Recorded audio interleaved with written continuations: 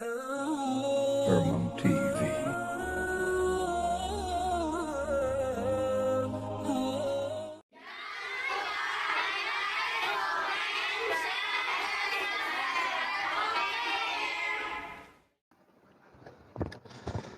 Bismillahirrahmanirrahim. Assalamualaikum warahmatullahi wabarakatuh. Alhamdulillahi rabbil alamin. Wabihi nasta'inu ala umuri dunya waddin. Wassalatu wassalamu ala ashrafil mursalin. Sayyidina wa maulana Muhammadin wa ala alihi wa sahbihi ajma'in, amma ba'd. Bersyukur kita kehadiran Allah di malam yang mulia ini. Allah sehatkan badan kita, Allah Ta'ala afiatkan ruhaniah kita, Allah beri kita taufik dapat berkumpul di rumah Allah Subhanahu wa Ta'ala ini. Sungguh tidak ada satu tempat yang paling mulia untuk kita berkumpul melainkan berkumpul di dalam rumah-rumah Allah Subhanahu wa Ta'ala. Apalagi malam ini kita berkumpul untuk memperingati kelahiran manusia yang paling mulia dari semua manusia yang pernah lahir ke atas dunia ini. Tak tahu kita berapa miliar manusia yang pernah lahir ke atas dunia ini. Dari sekian banyak manusia yang pernah lahir itu, Muhammad sallallahu alaihi wasallam lah manusia yang paling mulia. Bagaimana mulianya, indahnya, sempurnanya Nabi sallallahu alaihi wasallam. Ada sahabat bernama Hassan bin Thabit radhiyallahu taala an. Hassan bin Thabit ini sahabat yang gemar membuat syair. Dulu pada zaman jahiliyah dia membuat syair-syair jahiliyah. Tapi ketika sudah masuk Islam, dia membuat syair-syair untuk memuji Nabi sallallahu alaihi wasallam.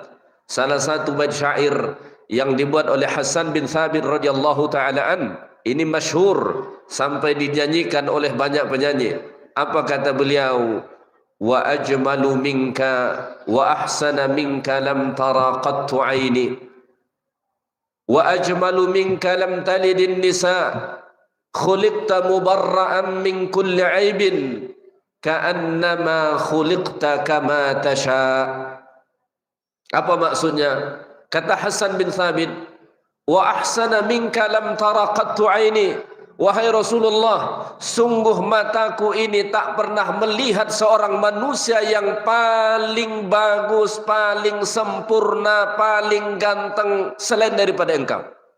Dari sekian banyak mataku ini memandang wajah manusia, tak pernah sekalipun mataku ini melihat manusia sepertimu. Wa ajmala minka lam talidin nisa. Dan tidak pernah ada seorang wanita pun melahirkan manusia yang lebih sempurna daripada engkau. Khuliqta mubarra'an min kulli aibin. Engkau dicipta lepas, bersih dari segala macam kecacatan. Fisiknya sempurna, akhlaknya juga sempurna. Kita kadang-kadang fisiknya ya begitulah, akhlaknya bagus, alhamdulillah. Ada kebalikannya, orangnya fisiknya Masya Allah, ganteng, cantik, bagus dipandang mata, perangainya na'udzubillah. Ya kan? Rasulullah itu tidak. Sempurna fisiknya, akhlaknya juga sempurna. Khuliqta mubarra'an min kulli aibin. Engkau dicipta bersih, sunyi daripada segala macam kecacatan. Ka'annama khuliqta kama tasha. Sehingga seolah-olah engkau dicipta sebagaimana kehendakmu sendiri. Begitu pujian Hassan bin Thabit radhiyallahu taala anhu akan Nabi kita Muhammad sallallahu alaihi wasallam. Kelahiran Nabi kita Muhammad sallallahu alaihi wasallam pada 12 Rabiul Awal yang dikenal dengan Amul Fil, tahun gajah. Kenapa disebut dengan tahun gajah? Kenapa kelahiran Nabi disebut dengan tahun gajah? Karena pada tahun kelahiran Nabi lah terjadi peristiwa bersejarah, tentara bergajah dari Yaman yang dipimpin Abrahah datang ke Mekah. Alam tara kaifa fa'ala rabbuka bi ashabil Alam yaj'al kaidahum fi wa arsala alaihim tayran tarmihim bihijaratin min faj'alahum ka'asfin ma'kul. Masya Allah, hafal semua. Peristiwa itu terjadi sekitar 2 bulan sebelum lahir Nabi SAW. Dan para ulama mengatakan itu termasuk irhas Nabi SAW. Apa itu irhas? Ada berbagai macam istilah. Ada namanya irhas, ada namanya mu'jizat, ada namanya karamah, ada namanya ma'unah, ada namanya istidraj. Ada 5 nih. Ya. Pertama, irhas. Irhas itu apa? Kelebihan yang Allah beri kepada para nabi dan rasul sebelum mereka dilantik menjadi nabi dan rasul. Maka sebahagian ulama mengatakan peristiwa tentara bergajah yang dihancurkan, dibinasakan Allah itu bagian dari irhas Nabi sallallahu alaihi wasallam. Maka Al-Imam Ibnu Katsir menceritakan, saat Abrahah datang dari Yaman membawa tentara bergajah, itu orang-orang Quraisy Makkah pada ketakutan. Kenapa? Sepanjang sejarah orang Arab nggak pernah perang pakai gajah. Di Arab nggak ada gajah. Bener loh. Sampai sekarang di Arab itu bukanlah kawasan yang punya gajah. Kalau Riau kan punya gajah. Riau ini luar biasa. Harimaunya ada, gajahnya ada, monyetnya banyak. Yang tak ada singanya, yang tak ada. Orang Arab sepanjang sejarah mereka tak pernah berperang menggunakan gajah. Paling kendaraan mereka dulu unta. Itu biasanya untuk peralatan, ya, bahan-bahan. Lalu kuda atau keldai. Cuman itu. Maka ketika datang tentara bergajah, gajahnya gede-gede, itu orang musyrik pada ketakutan. Semua pergi melarikan diri, meninggalkan Ka'bah. Bahkan datuk Nabi sallallahu alaihi wasallam Abdul Muthalib pada saat itu pun menyerahkan Ka'bah itu kepada Allah. Ya Allah, ini rumahmu, kami tak dapat melindunginya. Tetapi apa yang terjadi kata Allah? Alam tara kaifa fa'ala rabbuka bi ashabil fil. Apakah engkau tidak memperhatikan bagaimana Allah Ta'ala memperbuat terhadap ashabul fil itu? Alam yaj'al kaidahum fi tadlil. Bukankah Allah Ta'ala menjadikan rencana jahat mereka itu sia-sia? Wa arsala alaihim tayran ababil. Belum sempat datang ke kawasan tanah haram, di mana di situ Baitullahil Haram, tiba-tiba Allah kirimlah sekelompok burung untuk menyerang. Jadi Allah Ta'ala buat burung versus gajah. Nah, kira-kira begitu. Ya, burung versus gajah. Kalau pakai logika, kayaknya nggak bakalan menang itu burung. Di Indonesia ini pernah dulu viral berita cicak versus gajah katanya. Oh, buaya ya? Sengaja mau ngetes pengetahuan bapak-bapak. Bapak-bapak ini senang betul berita politik biasanya. Ya, logikanya nggak bakalan menang. Tapi karena akan lahir manusia yang paling mulia di tanah haram itu, Allah Subhanahu wa Ta'ala tunjukkan sesuatu yang luar biasa. Abraha hancur binasa dibuat Allah. Datang burung berkelompok-kelompok membawa batu yang panas, kemudian dilemparkan. Pernah nggak burung melempar? Pernah nggak nengok burung bisa melempar? Nggak pernah. Tapi kalau Allah sudah jadikan tentaranya, bisa. Makanya segala sesuatu ini bisa berubah menjadi tentara Allah. Angin itu biasanya enak kalau bertiup sepoi-sepoi, tapi bisa berubah menjadi tentara Allah. Porak-poranda habis semua dibuat. Ya. Bahasa Allah dalam Quran apa? Tarmihim bihijarah. Tarmi itu artinya melempar. Bihijaratim min sijil, dengan batu yang dipanaskan. Maka dikatakan Abrahah itu sekali kena batu itu berlobang langsung, berlobang sampai mati. Ini termasuk irhas, hal luar biasa yang Allah Ta'ala beri sebelum lahir Nabi kita Muhammad sallallahu alaihi wasallam. Nah, itu irhas namanya. Yang kedua namanya mukjizat. Mukjizat itu kelebihan yang Allah Ta'ala beri kepada para nabi dan rasul setelah dilantik menjadi nabi dan rasul. Musa punya tongkat, tongkat dilemparkan bisa jadi ular. Musa punya tongkat dipukulkan ke batu keluar 12 mata air. Musa punya tongkat dilemparkan bisa berubah menjadi ular besar. Musa punya tongkat dipukulkan ke lautan bisa terbelah itu lautan. Itu tongkat Musa. Kalau tongkat kita ya begitu-begitu saja. Ya. Nggak akan bisa. Kenapa? Kita bukan Musa. Tapi Ustaz, nama saya Musa, itu namanya saja. Detailnya di sisi Allah beda. Kan begitu. Itu mukjizat. Kemudian ada namanya karamah. Karamah ini kelebihan yang Allah Ta'ala beri kepada para aulia, orang-orang yang dekat dengan Allah. Ada kelebihan-kelebihan yang tak biasa Allah Ta'ala beri kepada mereka. Kemudian ada namanya ma'unah, pertolongan yang Allah biasa beri kepada orang saleh. Ada orang saleh naik mobil, tiba-tiba mobilnya macet, nggak bisa jalan, ditabrak kereta api. Semua orang berpikir itu sudah mati. Mobilnya hancur, ditabrak kereta api, bukan ditabrak becak. Kalau tabrak becak masih mending, palingan penyot begitu kan. Ditabrak kereta api, orang berpikir itu pasti mati. Mobilnya hancur semua, dianya selamat. Logika kita nggak mungkin selamat. Tapi ini orang soleh ditolong Allah. Namanya ma'unah. Yang kelima namanya istidraj. Tukang sihir, tukang kibul, tukang bohong, tukang tipu. Tapi punya kelebihan. Namanya istidraj. Ya, baik. Kita kembali kepada kelahiran Nabi sallallahu alaihi wasallam. Nabi sallallahu alaihi wasallam lahir pada 12 Rabiul Awal yang dikenal dengan tahun gajah. Bersamaan saat itu belum ada lagi tahun Hijriah. Jadi jangan tanya, Ustaz tahun Hijriahnya tahun berapa? Tahun Hijriahnya belum ada.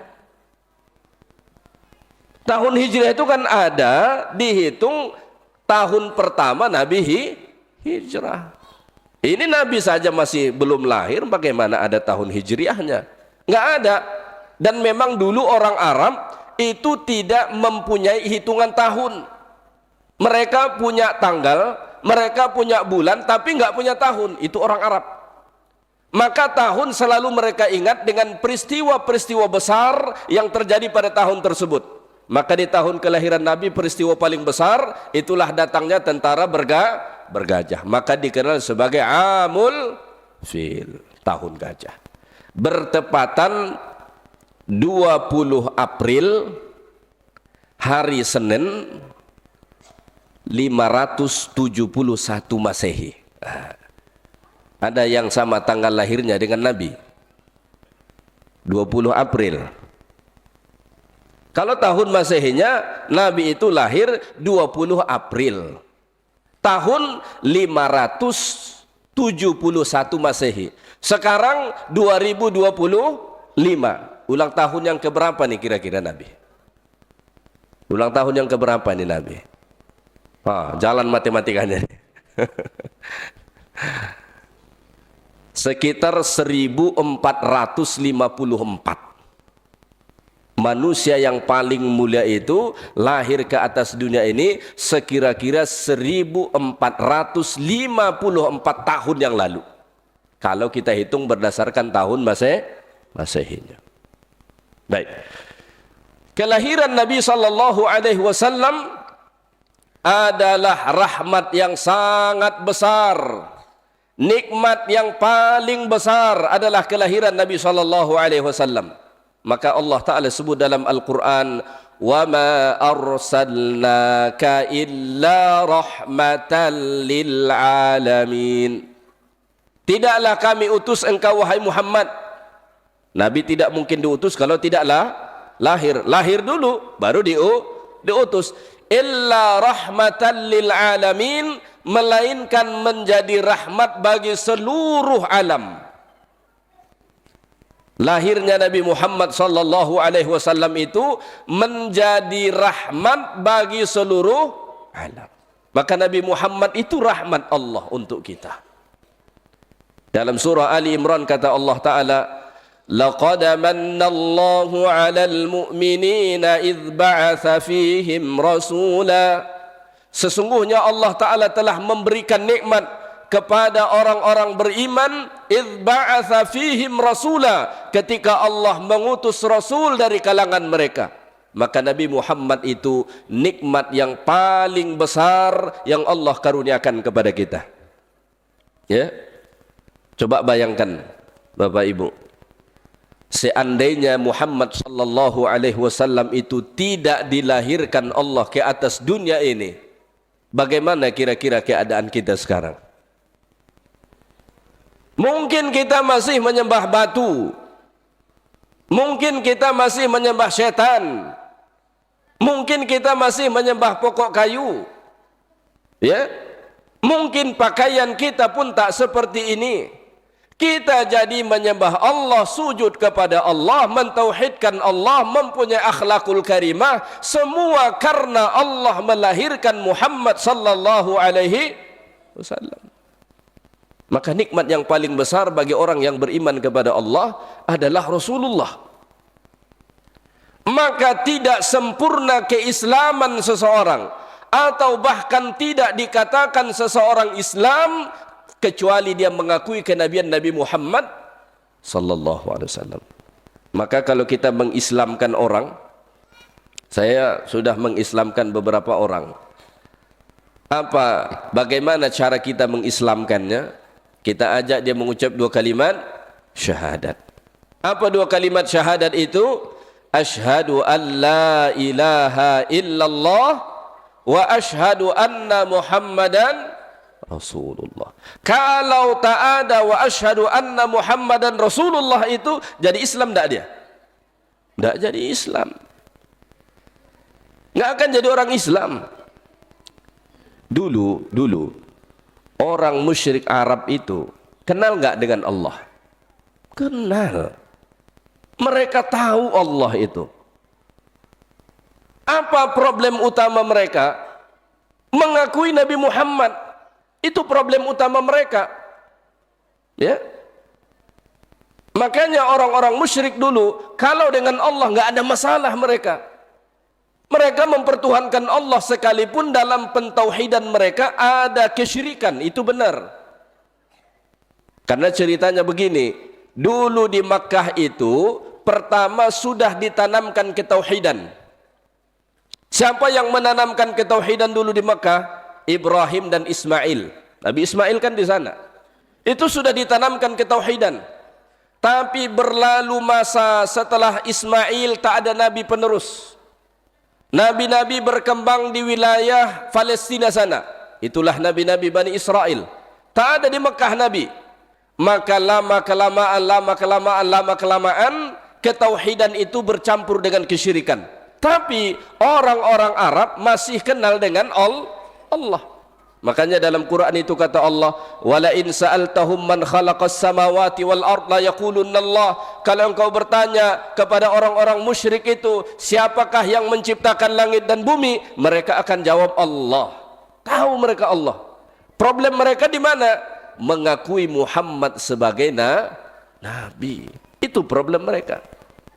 Dan tidak sempurna keislaman seseorang, atau bahkan tidak muslim seseorang itu, kalau dia tidak mengakui kenabian Nabi Muhammad sallallahu alaihi wasallam. Maka Nabi Muhammad itu kelahirannya nikmat rahmat terbesar untuk alam ini.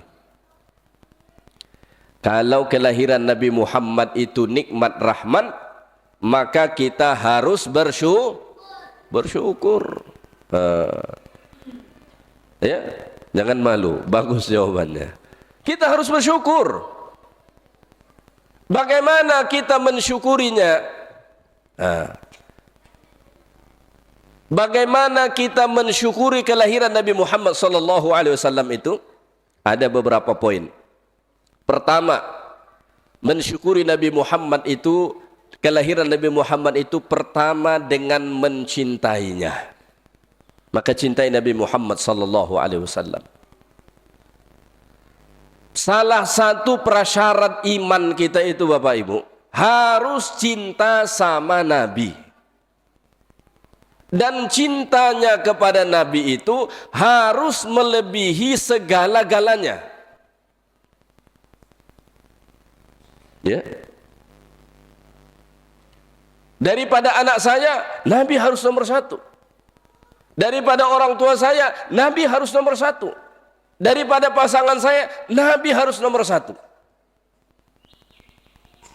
Ya. Makanya Nabi mengatakan dalam hadis yang diriwayatkan oleh Imam Muslim, la yu'minu ahadukum, tidak beriman salah seorang dari kalian, hatta akuna, sehingga saya, kata Nabi, ahabba ilaihi, lebih dia cintai, min waladihi, daripada anak-anaknya, wa walidihi, daripada orang tuanya, wan nasi ajma'in, dan daripada semua manusia. Tidak sempurna iman seseorang sehingga dia lebih mencintai Nabi sallallahu alaihi wasallam ketimbang anaknya, ketimbang orang tuanya, ketimbang manusia seluruh dunia ini. Harus Nabi Muhammad nomor satu. Tapi kan cinta ini tak bisa dipaksa. Iya kan? Cinta tak bisa dipaksa. Cinta itu soal perasaan dan rasa. Bagaimana supaya tumbuh rasa cinta kepada Nabi? Ada ungkapan kita mengatakan tak kenal maka tak sayang. Kan begitu. Bagaimana supaya sayang dengan Nabi, cinta dengan Nabi? Kenali itu Nabi Muhammad. Kenali Nabi Muhammad. Ya. Memang kita tak berjumpa dengan Nabi karena kelahiran Nabi Muhammad, masa hidup Nabi dengan kita jauh berbeda. Tapi Allah Ta'ala mengekalkan ciri-ciri Nabi Muhammad, sifat-sifatnya, maka kenali itu. Dan bisa dipastikan setiap orang yang mengenal Nabi Muhammad pasti jatuh cinta. Tidak ada manusia yang benar kenal Nabi Muhammad melainkan dia akan cinta kepada Muhammad sallallahu alaihi wasallam itu. Maka jika engkau hari ini tidak begitu cinta dengan Nabi Muhammad, atau engkau tidak ada merasa dalam hatimu rasa cinta yang besar kepada Nabi Muhammad, maka pertanyaannya kepada diri kita sendiri, apakah kita sudah kenal dengan Nabi Muhammad itu? Kalau tidak kenal, wajar. Tapi kalau sudah kenal, benar-benar kenal, pasti akan cinta kepada Nabi Muhammad. Bagaimana kita supaya kenal Nabi Muhammad? Caranya banyak. Ya. Salah satu cara yang paling bagus apa dia? Baca sirah nabawiyah. Bapak Ibu, jangan terlalu banyak baca grup WhatsApp nih. Ini ada bapak-bapak sibuk baca grup WhatsApp aja kerja. Ibu-ibu juga sibuk baca grup WhatsApp. Habis itu bertengkar di grup WhatsApp. Yang ditengkarin pun Prabowo. Prabowo aja tak kenal dengan kita. Yang ditengkarin DPR, si DPR-nya tak kenal dengan kita. Biarin aja lah mereka. Baca sirah nabawiyah. Saya sarankan ini. Kalau boleh Bapak Ibu sekalian beli ini buku. Ya, saya tidak mempromosikan buku ini, tapi saya sarankan beli ini buku. Harus punya buku ini di setiap rumah. Kalau bisa pengurus masjid beli buku ini 2-3 biji di masjid ini supaya jamaah kita datang dia baca. Sirah Nabawiyah Ar-Rahiq Al-Makhtum. Judulnya Ar-Rahiq Al-Makhtum, karya Syekh Safiur Rahman Al-Mubarakfuri, sudah diterjemah ke dalam bahasa Indonesia. Itulah kitab sirah nabawiyah yang paling bagus, mendapat penghargaan dari Liga Islam Dunia. Jadi dibuatlah sayembara penulisan sirah nabawiyah seluruh dunia. Banyak sekali pakar-pakar sejarah menulis. Yang terbaik dari semua yang baik itu, itulah kitab Ar-Rahiq Al-Makhtum karya Syekh Safiyur Rahman Al-Mubarakfuri. Orang mana Syekh Safiyur Rahman Al-Mubarakfuri itu? Orang mana? Orang Pripindavan. Pripindavan itu mana tuh? Orang India. Maka jangan melecehkan orang India. Orang India itu hebat-hebat. Kita suka tengok video makanan mereka yang kotor-kotor tuh kan. Di India itu banyak sekali ulama yang hebat-hebat. Nah, salah satunya Syekh Safiyur Rahman Al-Mubarakfuri. Beli sudah diterjemah ke dalam bahasa Indonesia. Setiap rumah wajib punya kitab ini. Baca. Supaya kenal dengan Muhammad itu. Supaya lahir rasa cinta itu. Yang paling bagus lagi, buat kuliah sirah nabawiyah di sini. Bersambung terus. Ya. Saya bukan apa-apa karena kitab Ar-Rahiq Al-Makhtum tadi itu salah satu kitab yang saya ajarkan ke Malaysia. Setiap hari Selasa jam 10 pagi saya kuliah online mengajarkan kitab itu ke jamaah di Malaysia.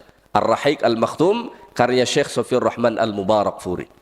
Karena tak mungkin kita cinta dengan Nabi, lahir rasa cinta dengan Nabi kalau kita tak kenal Nabi Muhammad itu seperti apa. Ya.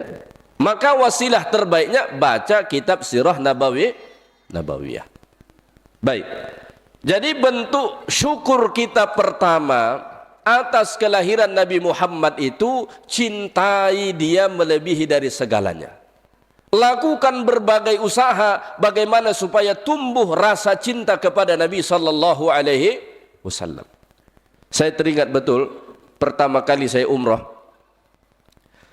Kita turun di Jeddah. Habis dari Jeddah naik bus ke Madinah. Sampai di Madinah itu sekitar jam 3 pagi. Dari kejauhan itu kita sudah nampak Masjid Nabawi. Karena suasana malam tenang, hening, tak banyak ini. Dari kejauhan itu sudah nampak Masjid Nabawi, kubah hijau, kubbatun khudra, kubah hijau di mana Rasulullah sallallahu alaihi wasallam berada itu kelihatan dari jauh. Ya. Sekedar tahaddus bin ni'mah. Saat itu saya tidak bisa menahan air mata. Sepanjang perjalanan di bus itu sampai ke hotel itu menangis. Ya. Sampai ke hotel enggak sabar pergi ke Masjid Nabawi. Kenapa? Satu yang teringat pada hati saya waktu itu. Ya, ini cerita pertama kali saya umrah. Satu yang terngiang-ngiang dalam ingatan saya saat itu apa dia? Ya Allah, bertahun-tahun sudah saya membaca hadis Nabi, menghafal hadis Nabi. Kita masuk pondok, kata teman-teman dulu, masuk pondok itu ingusan keluar jenggotan. Ya kira-kira begitu masuk pondok tuh. Kita masuk pondok habis SD masih ingusan. Keluar dari pondok udah jenggotan, kira-kira begitu. Kita hafal hadis Nabi. Qala Rasulullah an Abi Hurairah an Aisyah dan lain sebagainya. Tapi tak pernah kita tahu di mana ini Muhammad sallallahu alaihi wasallam. Maka dari kejauhan dalam hati saya berkata, ya Allah, di sanalah Rasulullah. Ucapannya lah yang selalu saya baca dan saya hafal selama ini. Di sanalah jasadnya yang mulia itu. Tidak bisa menahan air mata saat itu.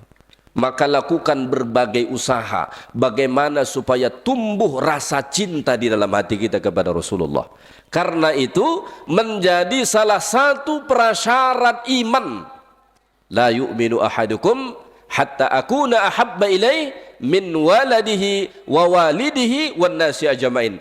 Tidak sempurna imanmu kalau belum Nabi Muhammad yang paling besar rasa cinta di dalam hatimu. Kalau bukan Nabi Muhammad SAW, maka tak sempurna iman kita. Kalau kita masih lebih cinta dengan harta kita ketimbang Nabi, belum sempurna iman kita.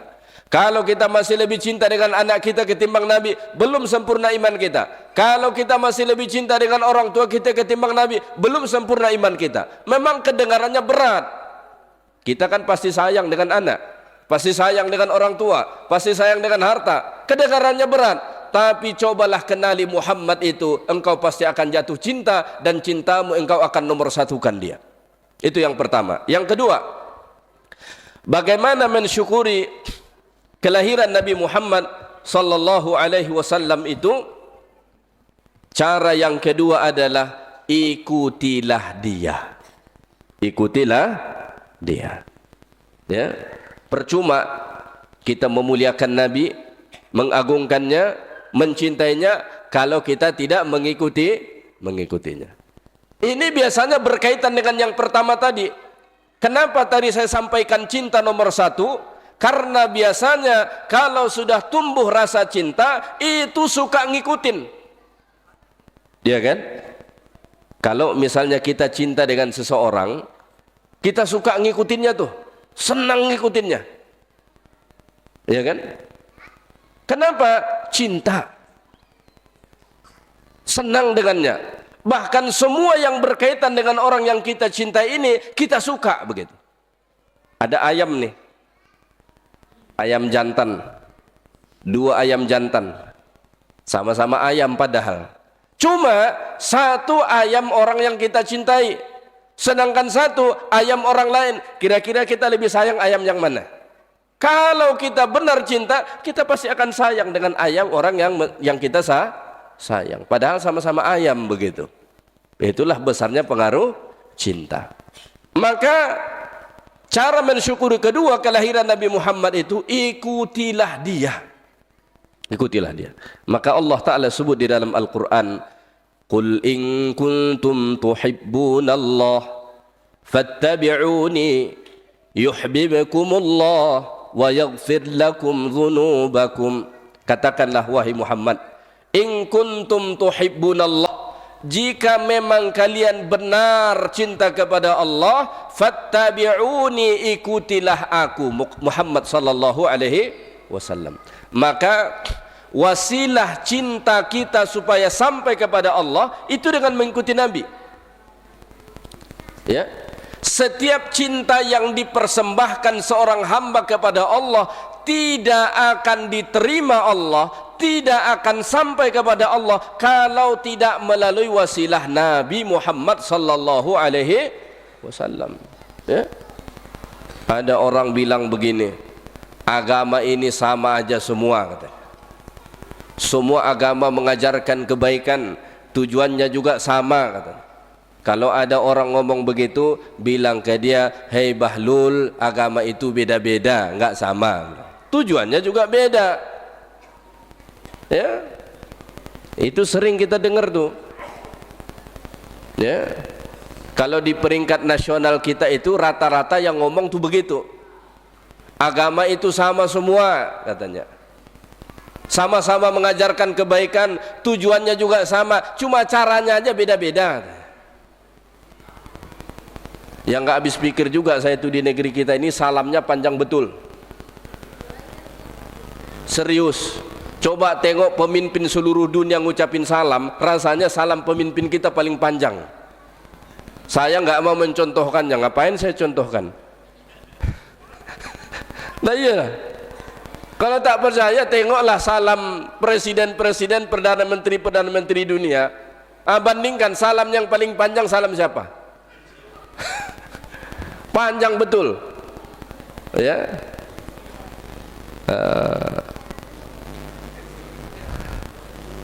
Nah, jadi salah satu bentuk syukur kita itu atas kelahiran Nabi Muhammad, dan bukti cintanya kita kepada Nabi, ikuti Nabi Muhammad.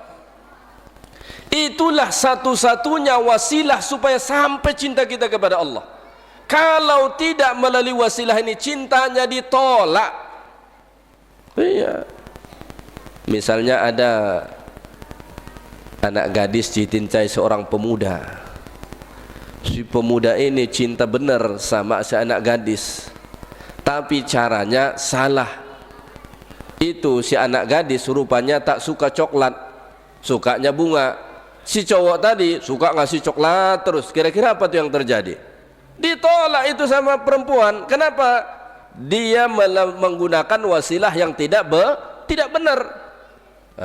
Begitu kita dengan Allah, tidak akan sampai cinta kita kepada Allah kecuali harus pakai wasilah Nabi.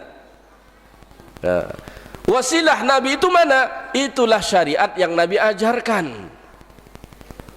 Makanya sholat misalnya apa kata Nabi? Sallu kama ra'aitumuni usalli. Sholatlah kamu sebagaimana kamu tengok aku sholat. Maka sholat yang diterima itu hanya sholat yang dicontohkan oleh Nabi. Luar daripada itu nggak diterima.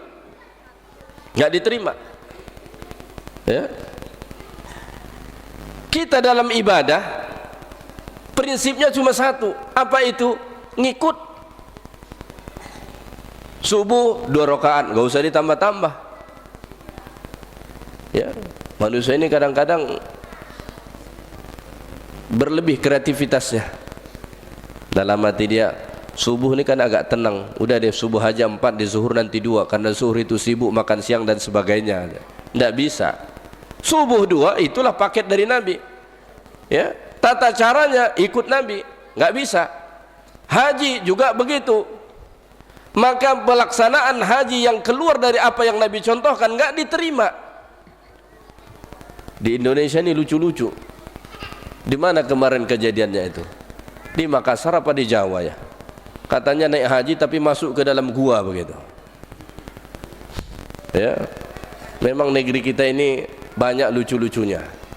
Dan yang sering muncul ke permukaan itu selalu kelucuannya begitu. Prestasinya nggak kedengaran. Yang kedengaran berita, ini berita internasional tentang negara kita itu rata-rata bencana. Karena bencananya banyak.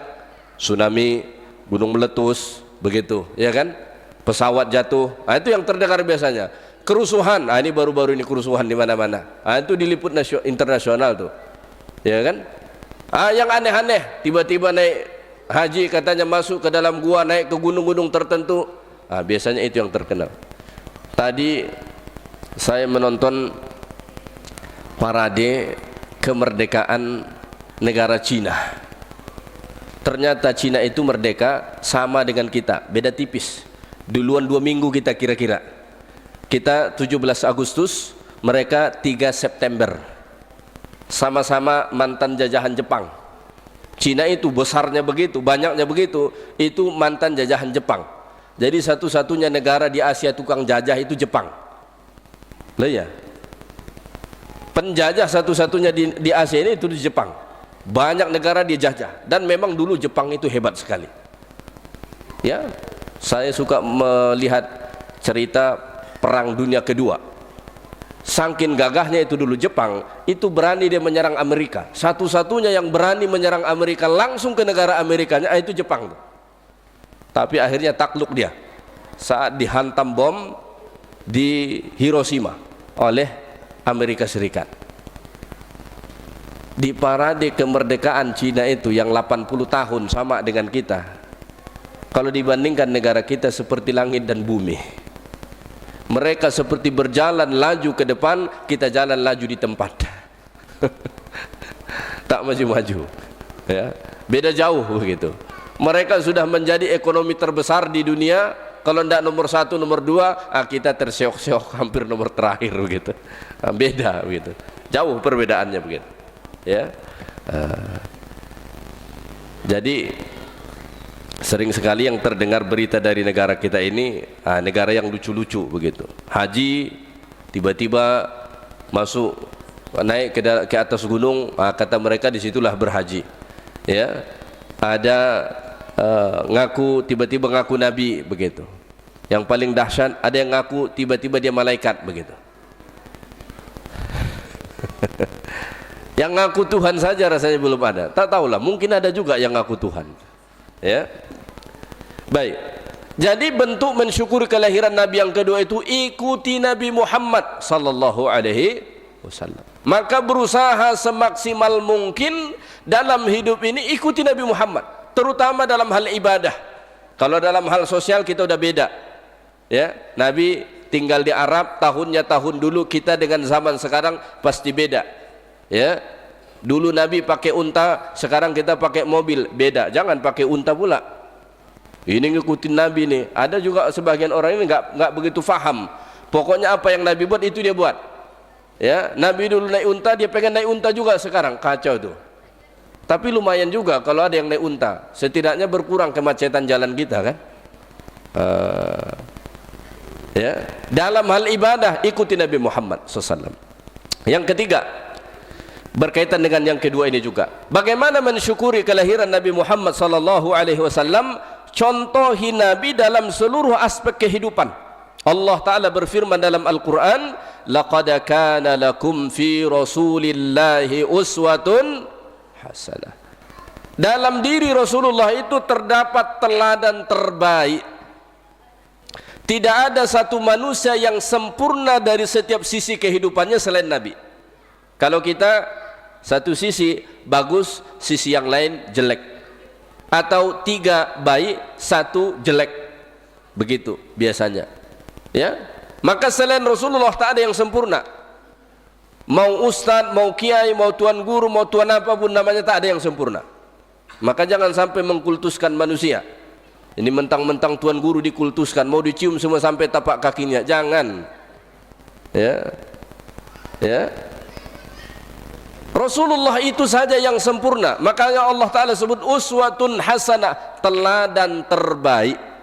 Maka contohi, lihat teladan dari Nabi. Rasulullah itu bukan cuma Nabi, tapi Rasulullah itu juga adalah seorang suami. Ya, bahkan suami kepada beberapa istri. Lihat bagaimana Rasulullah menjadi suami. Kata Nabi dalam hadis, khairukum khairukum li ahli wa ana khairukum li ahli. Orang yang paling baik dalam kalangan kalian yang paling baik kepada istrinya, dan saya yang paling baik kepada istri-istriku, kata Nabi. Bapak-bapak sekalian, ya, mungkin suatu hari di akhirat kita terkejut. Kita mengharapkan pahala yang menolong kita, salat kita, puasa kita, zikir kita, ya.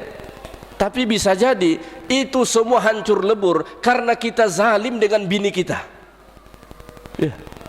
Bisa jadi itu hancur lebur gara-gara zalim dengan bini. Jangan salah loh. Ada hadis Nabi. Hadis ini sering sekali tidak dikaitkan dengan konteks suami istri. Apa kata Nabi? Suatu ketika Nabi berkata kepada sahabat, atadaruna manil muflis? Tahu tidak kalian siapa orang yang bangkrut? Para sahabat mengatakan, orang yang tidak punya uang dan harta, wahai Rasulullah. Kata Nabi, tidak. Orang yang muflis itu orang yang nanti pada hari kiamat datang membawa pahala salatnya, datang membawa pahala puasanya, datang membawa pahala zakatnya. Artinya ibadah-ibadah ini luar biasa dia lakukan saat di dunia, tapi sewaktu dia hidup dia zalim dengan orang. Saat dijelaskan hadis ini zalim dengan orang, sering sekali difahami kezaliman ini kepada orang yang jauh. Padahal kadang-kadang ada suami yang zalim dengan istrinya.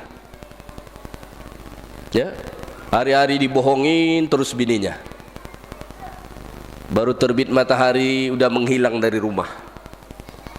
Ditelepon bininya, "Pak, kemana?" "Mancing," katanya. Besok ditelepon lagi, "Pak, kemana?" "Mancing," katanya. Anehnya tak pernah bawa ikan ke rumah. Tapi alasannya setiap hari mancing. Akhirnya naik pitam bininya, "Bang, kau ni mancing ikan atau mancing keributan?" katanya. Ya. Ada suami yang ringan tangannya nempeleng bininya.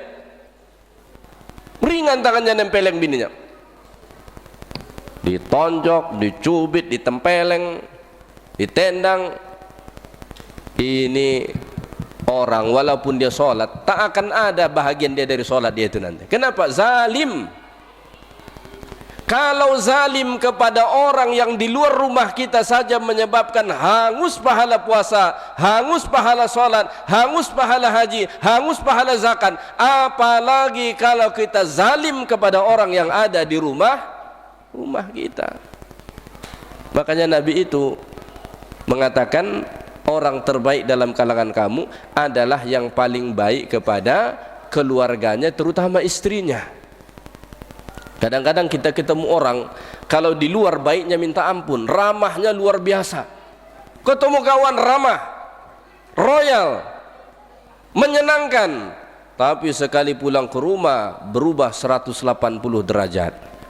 Padahal bininya itulah teman tidurnya. Padahal bininya itulah yang masakkan nasi untuk dia. Padahal bininya itulah yang melahirkan anak dia. Padahal bininya itulah yang membersihkan rumah dia, menyiapkan pakaian dia. Tapi sikapnya berbalik 180 derajat kalau ketemu teman-temannya di pos ronda. Ada bapak-bapak ini malam-malam lebih senang di pos ronda daripada di rumah. Kalau ada di sini minta maaf. Tak minta maaf juga sebenarnya tak apa. Ada bapak-bapak kalau malam senang betul jadi pos ronda. Bukan sebentar-sebentar, pulang jam berapa? Jam 1, jam 2 baru pulang dari pos ronda. Dia biarkan bininya seorang diri di rumah. La haula wala quwata illa. Jangan. Nabi itu bapak-bapak sekalian, Nabi itu dalam hadis Riyadhus Shalihin, kitab Riyadhus Shalihin, itu ada satu bab dibuat Imam Nawawi. Inti bab itu apa? Makruh ngobrol-ngobrol habis isya kalau tidak hal yang penting. Kalau ngobrol-ngobrol aja makruh, apalagi main domino. Domino namanya. Ini mohon maaf, ini ke grup domino yang ada di sini. Ya. Kenapa? Karena Nabi itu biasanya habis isya tidur cepat. Supaya apa? Tengah malam Nabi bangun sholat tahajud. Ini enggak, orang bangun sholat tahajud di situ dia baru mau tidur. Gimana mau sholat tahajud? Subuh pun bisa kelewatan kalau begitu, ya kan? Nah, jadi itu yang keempat. Jadikan Rasulullah sebagai teladan dalam berkeluarga, mendidik anak, bekerja, bersosial. Jadikan Rasulullah sebagai teladan. Tak bisa kita jabarkan satu persatu teladan dari Rasulullah. Pelajari lebih lanjut, baca lebih lanjut. Yang terakhir, bagaimana kita mensyukuri kelahiran Nabi Muhammad sallallahu alaihi wasallam itu? Perbanyak solawat kepada Nabi. Banyakin solawat pada Nabi. Ada orang pening dia, apalah zikir yang mau saya amalkan ini. Nggak usah pening-pening cari amalan zikir-zikir. Ini kadang-kadang kebanyakan nyatat zikir, satu pun tak ada yang diamalkan. Zikir ini, zikir ini, doa ini. Satu pun tak ada yang diamalkan. Ya. Salah satu zikir sapu jagat itu apa? Salawat. Hebatnya ini salawat. Kata Allah dalam Quran, innallaha wa malaikatahu yusalluna 'alan nabi. Ya ayyuhalladzina amanu sallu 'alaihi wa sallimu taslima. Sesungguhnya Allah dan para malaikat bersalawat kepada Nabi. Wahai orang-orang yang beriman, bersalawat dan salamlah kamu kepada Nabi. Satu-satunya perintah Allah, sebelum Allah perintahkan kita melakukan, Allah dan para malaikat sudah melakukan, itu cuma salawat. Enggak ketemu kita ayat sesungguhnya Allah Ta'ala dan para malaikat sudah salat maka salatlah kamu, tak ada ayatnya. Sesungguhnya Allah dan para malaikat haji maka hajilah kamu, tak ada. Satu-satunya itu salawat. Ini menunjukkan betapa mulianya Rasulullah dan betapa tingginya nilai amalan salawat. Ya, maka perbanyak salawat. Ya Nabi salam alaika, ya Rasul salam alaika, ya Habib salam alaika, salawatullah alaika. InsyaAllah salawat kita itu sampai ke Nabi. Nabi sebut di dalam hadis, kalau kamu bersalawat kepadaku, salawat kamu itu akan dibawa kepadaku. Gimana biar Nabi nanti kenal dengan kita? Kita ini kan jauh jaraknya dengan Nabi. Bagaimana supaya Rasulullah kenal dengan kita? Salah satu caranya adalah salawat, terutama hari Jumat. Karena kalau kita salawat kepada Nabi terutama hari Jumat, itu salawat dibawa ditunjukkan ke Nabi, ini salawat fulan. Saat Nabi menyampaikan hadis itu, sahabat bertanya, ya Rasulullah, wa kaifa ma'rudatun alaika wa qad aramta, wahai Rasulullah, bagaimana bisa salawat itu diperlihatkan, ditampakkan kepadamu padahal engkau sudah dimakan oleh tanah, nanti engkau meninggal wahai Rasulullah, bagaimana bisa engkau melihat salawat umatmu itu? Apa kata Nabi SAW? Innallaha harrama 'alal ardi ayyakula ajsadal anbiya. Allah mengharamkan bumi ini memakan jasad para nabi, Maka dalam hadis riwayat Imam At-Tirmidzi dikatakan, setiap kali ada orang bersalawat dan salam kepada Nabi, Allah kembalikan ruhku wala aruddanna alaih, dan pasti saya akan jawab itu salam, kata Nabi. Ya, begini level syuhada saja, orang yang mati syahid saja, itu dalam Quran kata Allah mereka tak mati. Syuhada loh ya. Wala taqulu liman yuqtalu fi sabilillahi amwat bal ahya. Jangan kau katakan orang-orang yang mati syahid itu mati, mereka hidup. Dah mati kata Allah. Syuhada itu levelnya di bawah Nabi atau di atas Nabi? Bawah Nabi. Minan nabiyyin was-siddiqin wasyuhada. Syuhada itu di sini. Ya. Kalau syuhada saja begitu kata Allah, apalagi Nabi. Maka kalau kita ingin dikenal oleh Nabi sebagai umatnya, perbanyak salawat. Ini zamannya TikTok. Yang paling parah tuh bukan anak-anak saja yang bertiktok, kakek-kakek, nenek-nenek pun kadang-kadang bertiktok juga dia. Pokoknya tiktak tiktok, tiktak tiktok, berjoget aja. Makanya bangsa kita ini sekarang bangsa berjoget. Mohon maaf kepada pendukung Pak Prabowo. Saya juga milih beliau kemarin. Kapan beliau terpilih? Setelah berjoget. Dulu saat dia nampar-nampar meja tak terpilih dia. Setelah dia berjoget baru. Kenapa? Mayoritas bangsa ini berjoget. Oh, saya tak masuk Ustaz. Ya, kita mungkin tak masuk, tapi mayoritas sekarang bangsa kita ini berjoget. Makanya kemarin tuh marah sebagian orang melihat DPR yang berjoget itu kan. Padahal sebetulnya yang berjoget semua berjoget. Presidennya juga berjoget. Kalau tak berjoget tak menang dia. Daripada bertiktak tiktok itu, salawat kepada Nabi sallallahu alaihi wasallam. Tak tahu apalah amalan yang mau ku amalkan, baca salawat. Baca salawat. Insyaallah kita akan dikenal oleh Nabi dan salawat itu dibawa oleh Nabi kepada Nabi. Dan dalam hadis dikatakan orang yang paling dekat nanti dengan Rasulullah di akhirat itu siapa? Yang paling dekat dengan Nabi, tempatnya dekat dengan Nabi. Aktsaruhum alayya salatan, kata Nabi.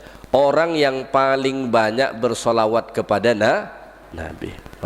Banyak-banyakin Allahumma salli ala Muhammad wa ala ali Muhammad, Allahumma salli ala Muhammad wa ala ali Muhammad. Boleh. Atau baca salat Ibrahimiyah yang sering kita baca dalam salat. Baca salawat itu. Sebagusnya baca salawat yang maksur. Salawat yang maksur ini artinya salawat yang memang datang riwayatnya dari Nabi. Kalau salawat yang dicipta oleh manusia, itu ada perdebatan. Sekalipun ulama membolehkannya, tapi ada ulama tidak membolehkan. Apalagi salawat-salawat tertentu yang menjadi pertikaian dari sisi maknanya. Ini saya sekadar menyampaikan saja. Ada kita kenal salawat nariyah namanya ya. Apa bunyinya tuh?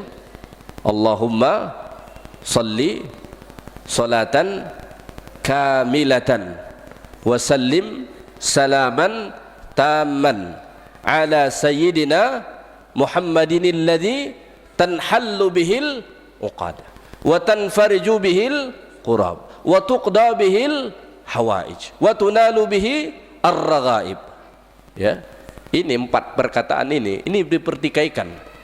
Kenapa? Karena makna perkataan ini lebih layak kepada Allah bukan kepada Nabi.